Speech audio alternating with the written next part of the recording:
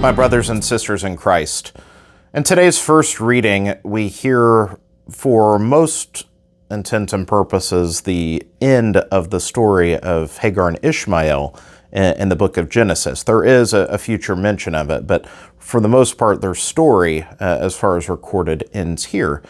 But it's interesting to note how the story fits in with the story of Abraham, the story of God's providence for his people, and most of all, his mercy and grace.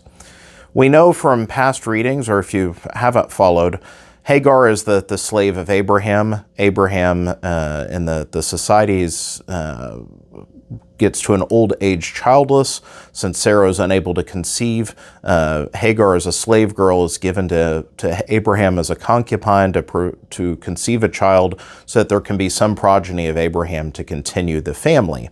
And of course, we know then there's the intervention of God promising, as Sarah laughs in her old age, how is it possible? And God says, no, Sarah will conceive and bear a son.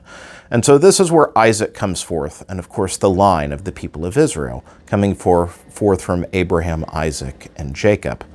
But as far as the story of Hagar, we see that Hagar begins to mistreat, to deride. And in a sense, she's lowly as a slave, but pride takes over. Once she bears Abraham's son, her pride manifests in her antagonistic ways towards Sarah. Sarah responds to her with harshness. This conflict between the women comes up. And now Hagar and Ishmael are driven forth. And so, ultimately, the story of Hagar is represented in the story in terms of her sinfulness. She is a slave, she is brought into this one task, and then she acts in haughtiness. And, in a sense, suffering comes about from it. However, we also must recognize that what goes on, God promises that he will not abandon Ishmael either. Ishmael ends up wedding someone from Egypt, which is a clue. Always a sign with Egypt, always as an image of slavery and sin in the scriptures. And so Ishmael indeed goes on to become the father of the Ishmaelites, as it's said in the scriptures. I bring all of this up because it only mention that you get later. St. Paul makes reference in an allegorical way to the story of Hagar and Ishmael, as Ishmael not being of the promise, but Hagar representing the one in the bondage of sin.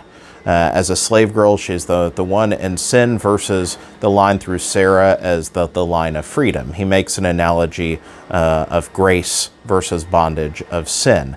St. Augustine further goes on to make the comparison of the city of God versus the city of the world. The line of God's providence, of following his promise, his redemption through the line of Abraham, versus those who are rooted to the world. But in all this makes it sound harsh and condemning of Hagar, of Ishmael, and the like. But take note that even here, God's mercy intervenes. Hagar may have sinned. Ishmael may not be the chosen instrument for God's people to come forth from Abraham, but he does not throw him aside. God's mercy intervenes to bring fullness of life, of family, of a whole tribe.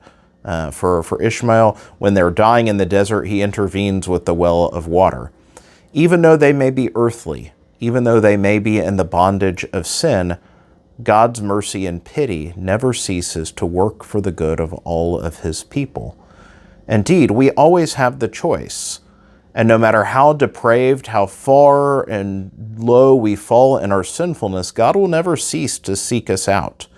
At the end of the day, if we do not accept the grasp of the divine physician, then we condemn ourselves. But God, for his part, will never stop reaching out for us. And so it is, sinner and saint alike, God's mercy doesn't tire. He does not predestine one to thrive and another to fail because he withholds what's needed for the sinner.